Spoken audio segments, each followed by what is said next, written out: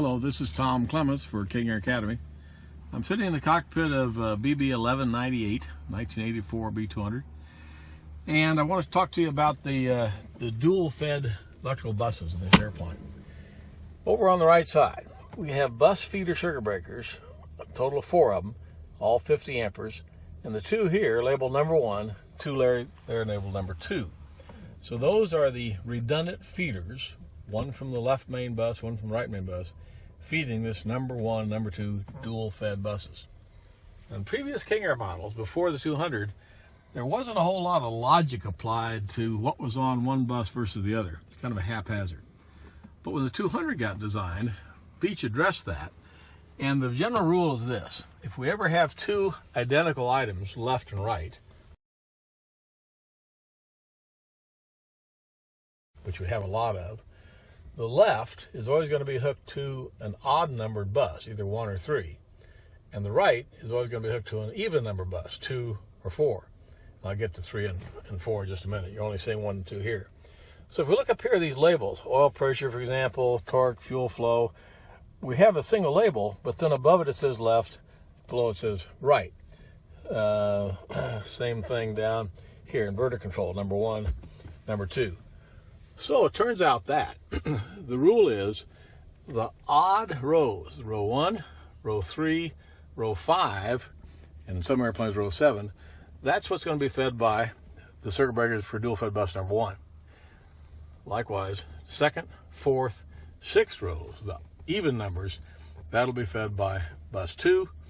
And again, you'll always find the left on the odd rows, 1, 3, 5, so forth, even on the other rows.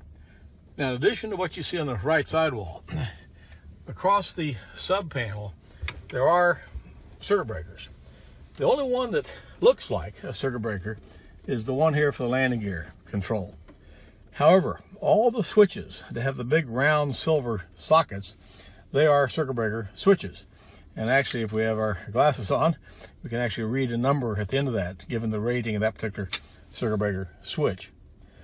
So again, if it's left, going to be off bus 1, right off bus 2. But as you can see, there are a lot of things here we only have one of, such as recog lights, nav, ice. So there's just a matter of getting out the list from the pilot's operating handbook, knowing exactly what's where. So sub-panel buses are number 1 and 2, and the things we saw there on the right side. Now, let's turn to the fuel panel, and that's where we'll find the number 3 and number 4 sub-panel feeders. Again, 4 50 amp breakers. That same rule. If I have identical items, the odd will be on 3, even on 4. But it's kind of nice here that everything for 3 and 4 is right here. There's nothing else. Nothing on the sub panel, nowhere else. So all the left fuel circuit breakers, we get power from number 3. All the right, number 4. Down here, for example, the left and right start control, 3 and 4. But we do have some things, again, that are only 1, like a flap. It's not left and right flap, it's flap motor control. So unless we know from past experience or get out the POH list, we've had no idea where these get the power from. Happens to be bus 3. Let me turn on the battery switch now. And if my fingers are strong enough, I'm going to now pull the left feeder for the number 3 bus, and because it should now still be fed by that right feeder, we shouldn't lose anything. Specifically, I'll be looking at this left fuel quantity gauge, and it should keep working just fine. Good. So that tells me one of 2 things. Either this breaker was not supplying power, so nothing happened when I pull it, or it also tells me that this one must be supplying power, bringing power into that system. So now I'm going to pull the second feeder for that same bus, and sure enough, I lose the gauge and lose the transfer. Everything to do with this left side now is out. If we scan over to the center sub panel, we see the flap indicator died, and sure enough, the flaps are dead, verifying they're off of bus 3. Well, by pulling the left side first and verifying the panel still worked, I know the right side was feeding it. Now let's see if the left side is feeding it. So I'll push this back in first. Sure enough, recovered.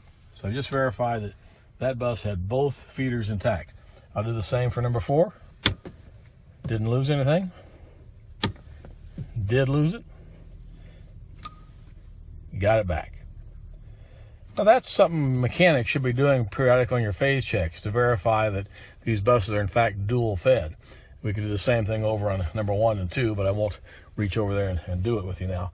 But anyway, that's something you as a pilot could also do occasionally. Just verify that yes, pulling any one of those breakers has no negative effect. And by the way, that brings up the checklist procedure that the circuit breakers in the cockpit you're never, ever, ever supposed to reset in flight are the ones we've been talking about. The 4 50 amp here and 4 over on the other side. You think about that. If only one circuit breaker goes, there's no need to reset it because you haven't lost anything except redundancy. On the other hand, if 2 for the same bus go, you know it's not defective breakers. There must be a reason why they're popping. There's a dead short in that bus, and you sure wouldn't want to feed it again. Hope that's helpful for you in understanding the dual fed buses. This has been Tom Clements for King Air Academy. Thanks for watching.